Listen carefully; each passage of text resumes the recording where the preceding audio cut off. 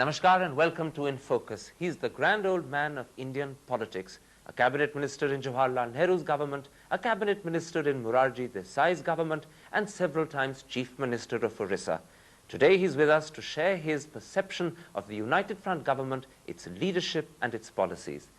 Mr. Patnaik, I want to talk to you as the elder statesman, not just of your party, the Janata Dal, but Indian politics as a whole. Today, there's a lot of concern about the performance of this government. How do you assess the present government?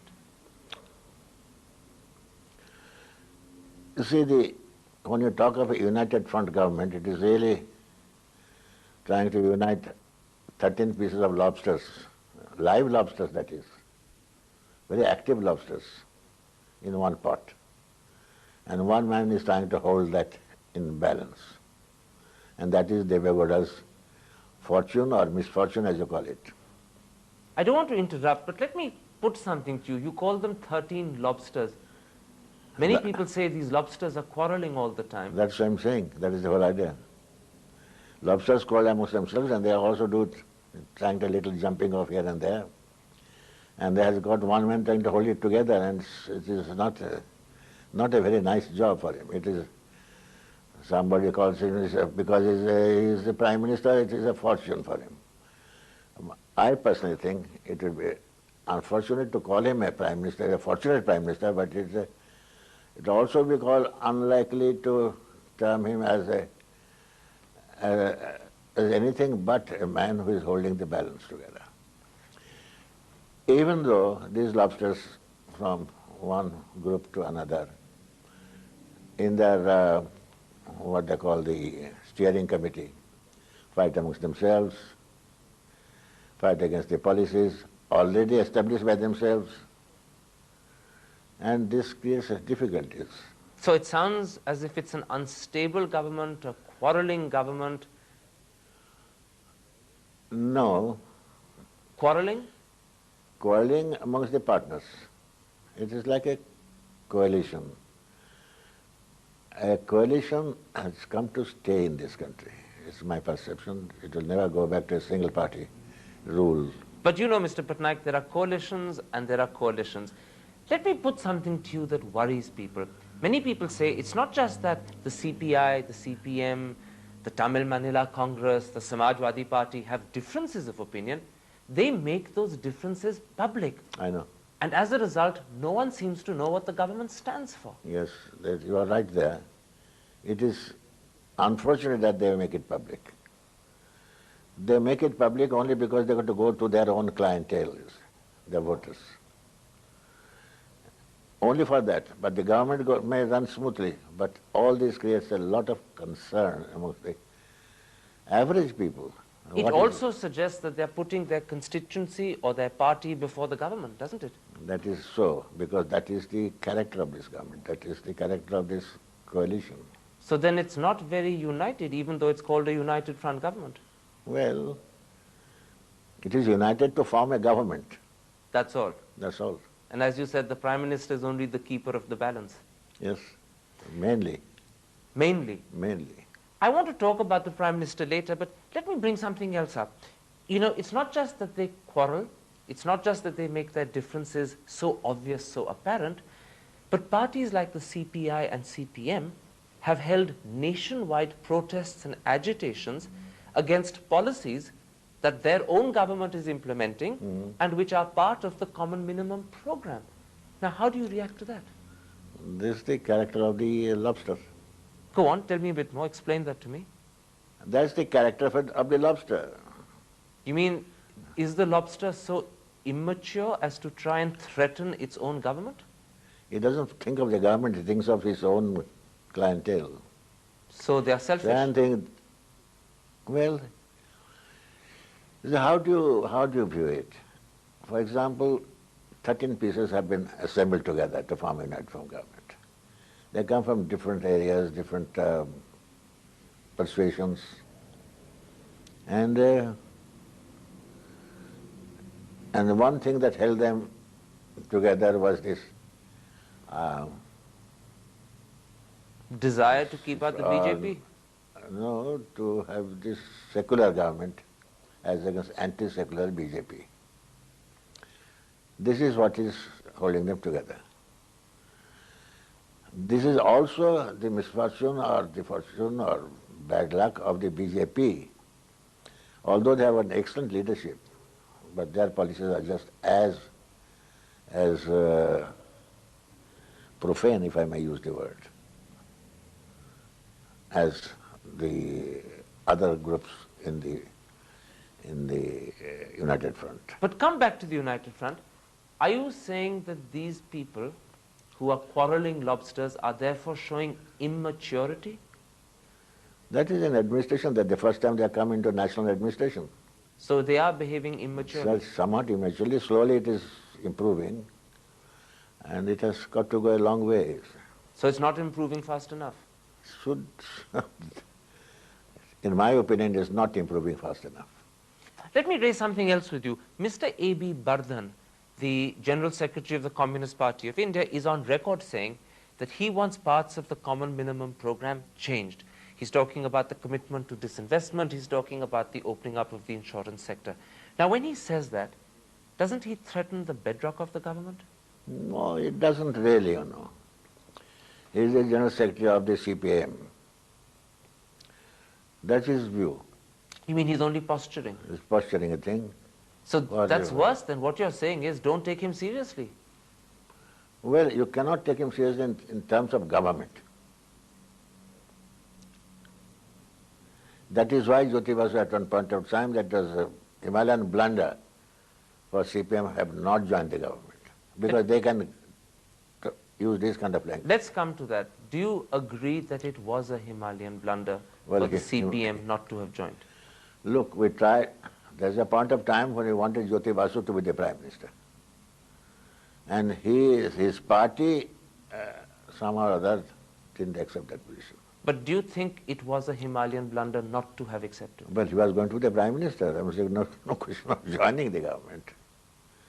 He was slated for the Prime Ministership. Do you wish he had accepted it? No, everybody tried it. But then he finally turned back and named Mr. Devegowda. Okay, I'll come to Mr. Devegowda later. I want to leave that for a little at the moment.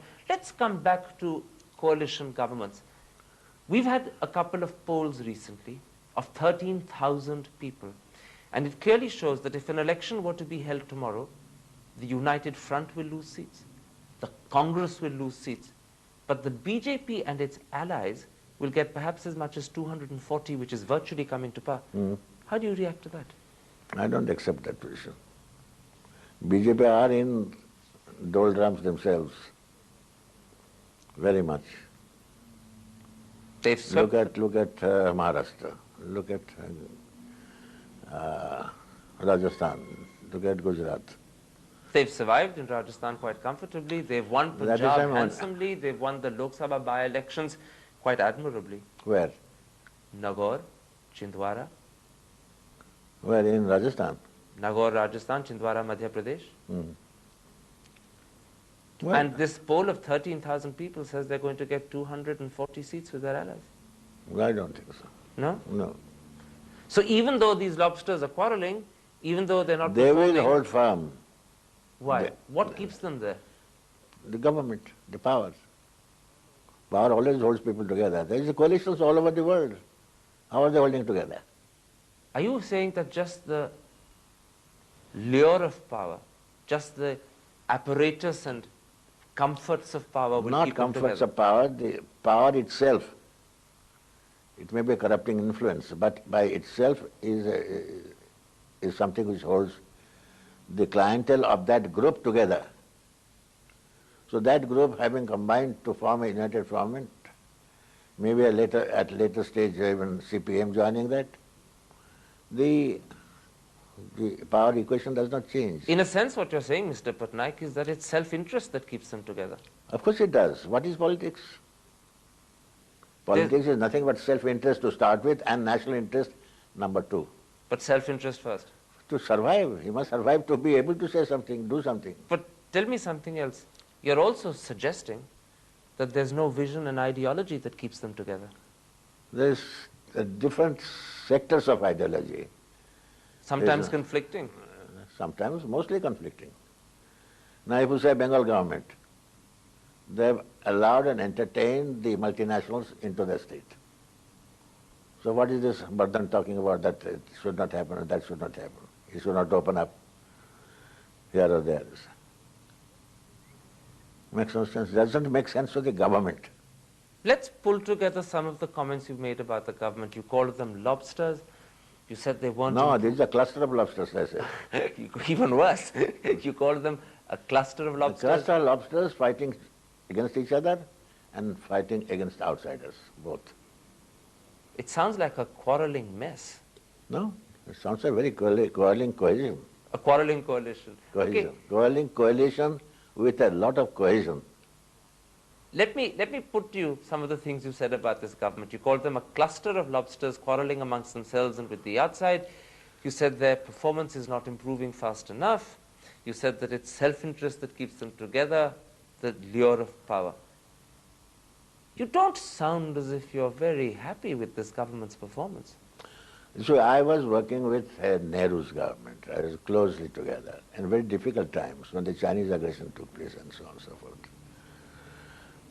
I had all the authority of Nehru to function at that time, you see. Home Ministry, War Ministry, Finance Ministry, everything together. Then, from that sequence of events as it comes down, they have landed us to this situation now, where 10 or 12, 15 groups have gathered together to form a government. It must take its own time to iron out its differences. But it's a disillusioning process, isn't it? No, I wouldn't say so. But the scales have fallen from your eyes. No, the scale, of course, cannot be the same as in Nehru's time. Obviously not. Obviously not. Even in Morarji's time, the so-called BJP were my partners there, you see. Let me put something to you. If I asked you to give this government marks for its performance, out of 10, how many will you give? I would say this government would perform much better if the Congress party and the supporting from outside were part of the government. I would like to make it very clear, you see. You want the Congress part of the government? I would like them to be able to give it the stability and the force for not only for 5 years, for the next 5 years also. Would you like Mr. Devagowda to make a formal offer to Mr. Kesri along these lines? Well, I don't know whether he has done it or not. I'm sure they must have talked amongst each other and so on and so forth. But I am saying this, that they should have talked to various people, but they should. I don't want them to break up. But the same thing happened in Chaudhry Charan Singh's time when I was in the government. You also want the CPM to formally join the government Yes, too, don't you? of course. We even invited them, told them. When that happens, of course, this government will virtually consist of 2/3 of parliament. Won't it? When the Congress joins. And when the CPM joins, Yes, then it will consist of 2/3 of parliament. Yes, of course. Okay, then it will be stable. Then it will not only be stable, it will be able, whatever the policy they iron out amongst themselves should be kept in their own basket and come out with one single... You may be asking for too much, come out with one single voice. They can come out. But come back to my question. What about today? The Congress is outside, the CPM is outside. Yeah. Today, how many marks do you give out of 10? As it is. Yes, as it is. 5 out of 10. That's all, 50%, no more. No more. It cannot be. Cannot be more than 50%. It cannot be at the situation as it is. Mr. Patnaik, at that point, I'm afraid we have to take a commercial break, but I want to come back in part 2 and talk about the leadership of the government. We'll be back in just a couple of minutes. Don't go away.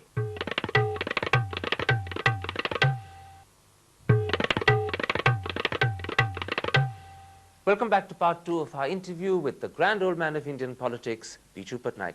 Mr. Patnaik, in part 1, we talked about your assessment of this government.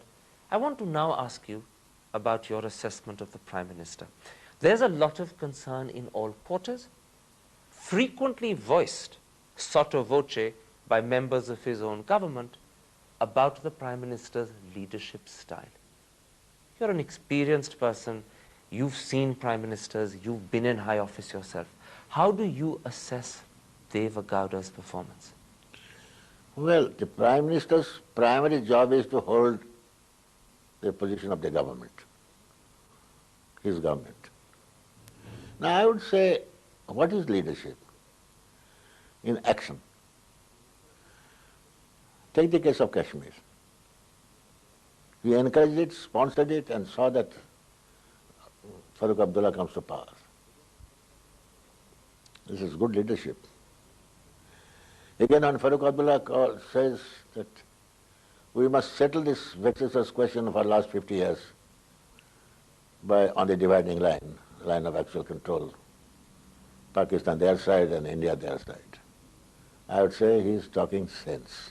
Farooq Abdullah is? Yes. Yeah, but I'm talking about the Prime Minister. On Well, Kashmir and Pakistan, the Prime Minister, according to the papers, contradicts himself every day. Mr. Gujral is always correcting what the PM said the day before. No, that's not correct. That is not correct. Prime Minister also voices this thing, like, keep the Pakistan's ideas in trim, at the same time not oppose or say anything hostile to what Abdullah said. Farooq Abdullah has just said that to solve the Kashmir problem, India should accept the line of control as the official international border. Do you agree with that? I not only agree, this was the proposal given to Panditji in 1962 by me. It's part of Foreign Office record. You would like this government to take that step? The simple thing is that you cannot just wish things away. Pakistan is not going to leave what they have got, and we are not going to leave what we have got, so why not? But tell me something, would you like this government, given all its problems, to take that step? Why not? But that will solve many problems of Indian problems, defense problems. You've just travelled with Mr. Devagowda on a plane in Orissa. Did you discuss this with him? Yes, this matter was cropped up. What did he say? Nothing. I only said that 6 crores a day better diverted somewhere else. To do that, you got to, what Abdullah says, that's the only acceptable thing. And I said that in 1962 to Panditji, he had accepted it. So you asked the Prime Minister to seriously consider Farooq Abdullah's suggestion that accept the line of control? Yes, of course I did. What did the PM say? Nothing. He just kept quiet. Naturally, he has to keep quiet. But did he object? He's got to go to his steering committee, his bunch of lobsters. But you understand people's signals. Was he receptive to your idea? Well, he was not against it by any means. He has not said one word against what Abdullah said, or I said, or he said, or he's not said anything. So he could accept it? It is acceptable. But even if he accepts it, the question, the whole bunch should also get down to it. Earlier on, you described the Prime Minister as simply a keeper of the balance. You said that was really what he was, not a Prime Minister. Opinion polls have recently found that 3 times as many people think Atal Bihari Vajpayee was a better Prime Minister than Devagowda. Does that worry you? They thought the same before. But it is not a better Prime Minister or a lesser Prime Minister. It's the events that create a Prime Minister. If Atal Bihari Vajpayee was in the same situation as Devagowda, I don't know which way he will be running. Well, let me push this further. The same polls have suggested that 63% of the country think the United Front government needs to change its Prime Minister. Change his Prime Minister. But don't say change it to Atal Bihari. No, they're not saying change it to Atal Bihari. They're simply saying that the United Front government, to establish its credibility, to establish its reputation, needs to change the Prime Minister. Look, I don't want to go back 5 years. The reputation of this country was in a total shambles by the previous government. Total shambles. To recover from that, and all the players of the previous government also working in hostility to this government's policies and programs, it's been quite a job. You said in part 1 you wanted the Congress party to join this government. You said you wanted the CPM to join this government. CPM would have joined it anyhow. We wanted this fellow Jyoti Basu to be the Prime Minister. Do you still want Jyoti Basu to become Prime Minister? We always said that, but he has refused that thing point blank. But do you think you should be making... He would have been a more colourful Prime Minister, if I may say so. A more effective? Effective under these circumstances, I doubt. Would he have been overall a more reassuring Prime Minister for the country? This kind of, as I call them, lobsters. This kind of lobster situation will not make him any better. He will be fighting with his own party on one side and the others on the other side. That's the same problem. Let me come back to my This question. is the same problem with every democratic coalitions in the world. Nothing new about it. So when people say a change of Prime Minister will help the United Front government perform better, do you agree or disagree? No, I have nothing. It doesn't make any sense whatsoever. Under the circumstances, it makes no sense whatsoever. So when the Congress rejoin as you would like them to, and if the CPM join as you would like them to, you still see Mr. Devagowda continuing as Prime Minister? He could be. Or jointly together they could select a leader, a Prime Minister, not a leader. There can be no leader. There can be no leader under these circumstances who can sway the nation. Only the events can sway the nation. Like Kashmir. The whole nation's phobia is beaten against Pakistan and India. Two things follow very quickly. Number one, the question of changing Prime Ministers is not something you've ruled out. No, not right? Ruled out, but I don't think it is going to have a great deal of more effect. I don't think so. More importantly is the second corollary. Today we have Prime Ministers who cannot be leaders. Isn't that right? Cannot? Who cannot be leaders. Events won't let them lead. Of course, They're just Prime Minister. that is understood. Vajpayee is very good at making speeches. But in action, I've seen him. He was in the cabinet with me. I've seen he was also tottering away when the critical time comes. They say of Devagowda that he's very good at making promises. The country doesn't think he's that good at living up to them. Promises? Doesn't make any promises, particular promises. Makes them all the time. Well, that's what people say, that he's making too many promises. I suppose he said, I'll give so much to this fellow, so much to that fellow, so much to this state, so much to that state. That is only part of the planning commission's... And what about our Home Minister, Mr. Patnaik? People think he puts his foot in his mouth very often. Not very often. He did it once or twice. And he was pulled up by his own party. And then he also said that to me when I asked him in the parliament, he said, why do you say all these things?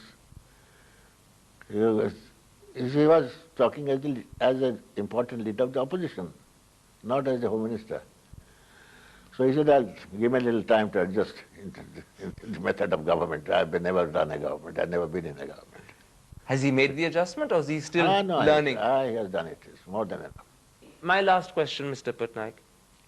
You've said we're living through an age of quarreling lobsters. You've said that today Prime Ministers are Prime Ministers, not leaders. Are you optimistic about the next 4 or 5 years ahead of us? A coalition government, if it goes on like this, cannot be much better. But as I said, if the Congress and the CPM get on to the government and really get down to the business of running governments, it could be better. All these people, excepting CPM, CPI, were in our government under Morarji. This Bajpayee, all these fellows were there. The Sardars were there. Everybody was there. So in other words, it all depends on whether Congress and CPM join the government.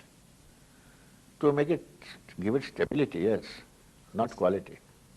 Mr. Patnaik, for sharing what I'm sure people will describe as your cynical views so openly with us, thank you very much indeed. That's it today. We'll be back next week with another interviewee. But for tonight, goodbye.